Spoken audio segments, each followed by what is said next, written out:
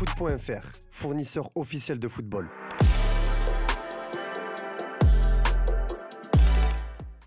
Salut tout le monde et bienvenue dans ce nouveau JT Foot Mercato. On démarre avec la liste de Didier Deschamps pour les matchs de la semaine prochaine contre l'Ukraine et l'Azerbaïdjan. Le sélectionneur français a logiquement rappelé Ryan Cherki qui a été blessé lors des 2 dernières trêves. Cette fois, le milieu offensif de Manchester City est bien présent, ce qui récompense sa belle période et notamment son but hier soir. A noter les absences de Désiré Doué, Ousmane Dembélé et Marcus Thuram qui sont toujours blessés. Et Aurélien Tchouaméni s'est ajouté à cette liste ce jeudi. Kylian Mbappé sera accompagné devant de Randal Kolo Muani qui fait son grand retour et une nouvelle fois de Jean-Philippe Mateta qui enchaîne donc une deuxième convocation.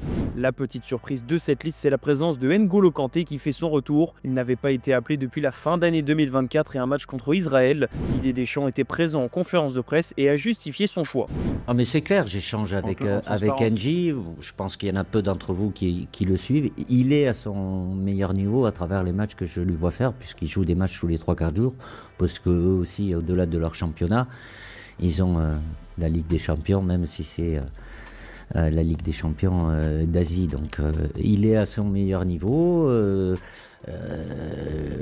Il est toujours potentiellement sélectionnable, la preuve puisqu'il est sélectionné. Le sélectionneur des Bleus a également été interrogé sur la blessure d'Ousmane Dembélé, qui va donc une nouvelle fois manquer le rassemblement. Je suis surtout triste pour Ous. Sur la saison dernière, il avait été épargné et là il enchaîne plusieurs blessures. Ne pas l'avoir avec nous, ce n'est pas une bonne chose, mais ne comptez pas sur moi pour ajouter une pièce dans la machine. Je ne suis pas dans la polémique.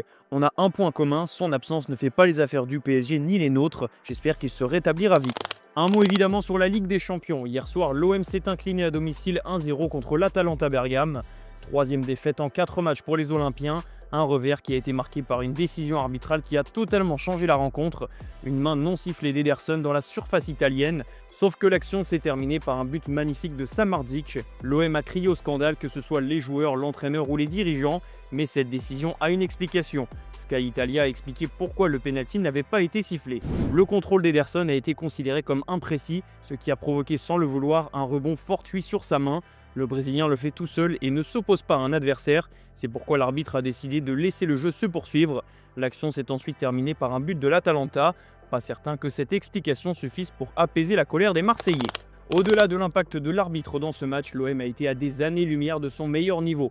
Sur le terrain, Marseille ne méritait pas de gagner et pour ne rien arranger, la situation s'est tendue entre CJ Egan Riley et Roberto De Zerbi.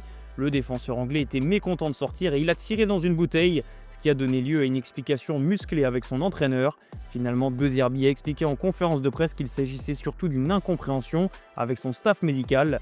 Egan Riley a été sorti parce que le staff le pensait blessé, ce qui n'était pas le cas et ce qui explique la colère de l'ancien joueur de Burnley. La situation était tout aussi tendue entre Ivan Juric et Ademola Lookman du côté de l'Atalanta Bergame.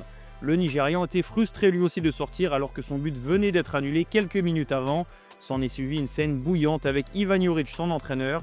Une fois de plus, le coach a apaisé la situation en conférence de presse. C'est la même chose que tous les dimanches, les joueurs refusent de sortir. Il y a quelques réactions indisciplinées, mais ça s'arrête là et se règle dans les vestiaires.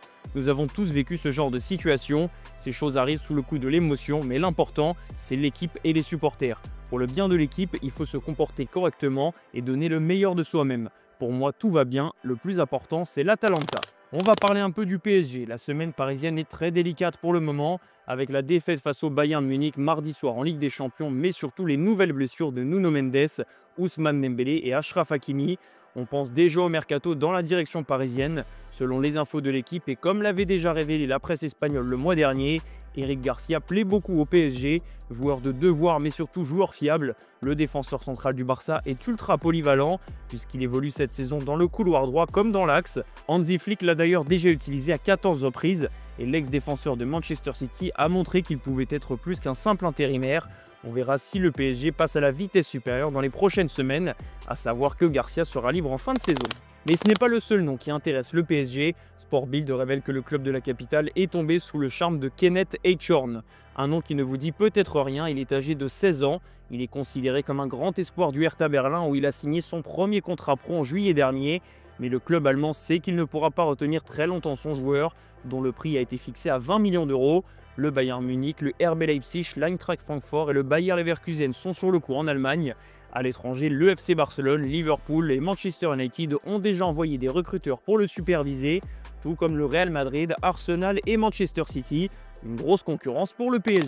Direction l'Angleterre où Manchester City a été brillant hier soir. Succès 4-1 des Sky Blues face au Borussia Dortmund et Ryan Cherki a inscrit le premier but de sa carrière en Ligue des Champions. L'international français est entré en jeu à la 79e minute, suffisant pour avoir le temps d'ouvrir son compteur but dans la plus grande des compétitions. Cherki est en grande forme depuis son retour. John Stones a d'ailleurs salué son talent en zone mixte. I don't know how to describe Ryan, to be honest. He's someone that I'd love to have. His composure, his ability with both feet, his balance, his flair, his arrogance in a really good way. He'll take the ball, he'll see something that no one else does. He's got that quality, and I'm really pleased that he's here and back playing and scoring. Ça va beaucoup moins bien en revanche pour le Barça. Le club catalan n'a pas perdu à Bruges, mais ce 3-3 tiré par les cheveux a tout d'une défaite vu la nouvelle performance décevante des hommes d'Hansi Flick. Sans un très grand Lamine Yamal, le Barça serait reparti de Belgique avec une nouvelle défaite. Après une saison dernière impressionnante dans toutes les compétitions, Barcelone a du mal à relancer la machine. La faute à une défense en grande difficulté et des absences qui pèsent lourd. Thierry Henry n'a pas épargné son ancien club sur le plateau de CBS Sport. On sait tous ce qui s'est passé contre Benfica et Inter. Le nombre de buts encaissés est excessif. Des buts pour la plupart très faciles à marquer pour l'adversaire. Ils doivent corriger cela au plus vite, car il leur est impossible de gagner en Europe dans ces conditions. Chez le rival madrilène, la semaine aussi est délicate. Le Real s'est incliné 1-0 mardi soir sur la pelouse d'Anfield face à Liverpool. Un match particulier forcément pour Trent Alexander-Arnold, qui faisait son grand retour chez lui contre son club formateur. Mais le choix d'avoir lancé le latéral droit anglais en fin de match interpelle en interne.